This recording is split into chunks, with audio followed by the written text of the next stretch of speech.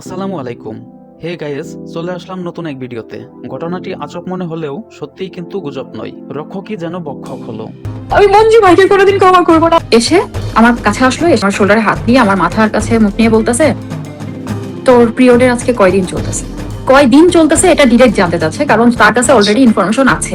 এতদিন পিরিয়ড থাকে নাকি কারণ? আর পিরিয়ড শেষ হলে বলিস আমার দিকটাও তো দেখতে হবে তো, তাই না? আমি যখন ডাকবো চলে আসিস। পুরো বিষয়টি জানতে চলো ফিরে যাই আজব কথায়। Okay, let's go. বিসিবি অর্থাৎ বাংলাদেশ ক্রিকেট কাউন্সিল, যেখানে হাজারো তরুণ ক্রিকেট খেলোয়াড় গড়ে ওঠে বিভিন্ন কোচ আর টিম ম্যানেজমেন্টের হাত ধরে। একসময় সেই খেলোয়াড়গুলোই দেশের জন্য সম্মান বয়ে আনে। তারা পুরুষ বা নারী যে কোনো দলের খেলোয়াড় হতে পারে। আর আজকে এমন এক ঘটনার সম্মুখীন হয়েছি যাতে পুরো ক্রিকেট দুনিয়ার মুখে চুনকালি লাগার মতো অবস্থা, শুধুমাত্র বিসিবি বা বাংলাদেশ ক্রিকেটের কিছু অসাধু ও চরিত্রহীন টিম ম্যানেজমেন্ট কর্তার জন্য। জাহানারা আলম নাম নয়, মুখটাও অনেকের পরিচিত। যারা ক্রিকেট প্রেমী তাদের অজানার কথা নয়। এই নারী ক্রিকেটার একজন ডানহাতি মিডিয়াম পেস বোলার এবং ডানহাতি ব্যাটার।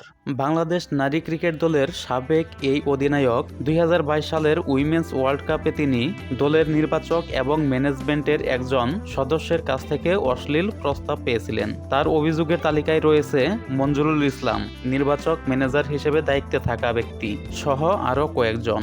এ বিষয়ে বাংলাদেশ ক্রিকেট বোর্ড বিসিবি একটি তদন্ত কমিটি গঠন করেছে, যা আগামী 15 কার্যদিবসের মধ্যে প্রতিবেদন দেবে বলে জানানো হয়েছে।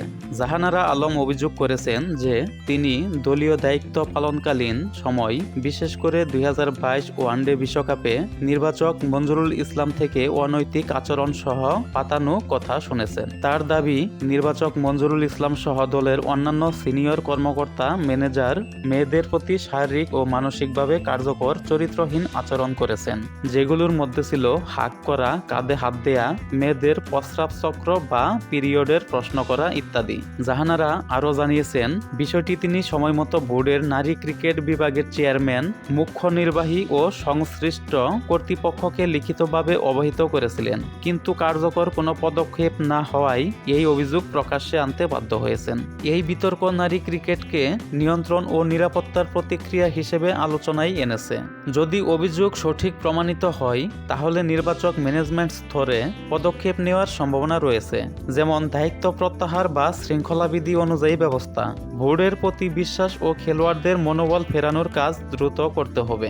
এই ঘটনা শুধু এক ব্যক্তি অভিযোগ নয়, বরং নারী ক্রিকেটারের অধিকার, নিরাপত্তা ও পেশাদারিত্ব বিষয়ক বৃহত্তর আলোচনায় পরিণত হয়েছে।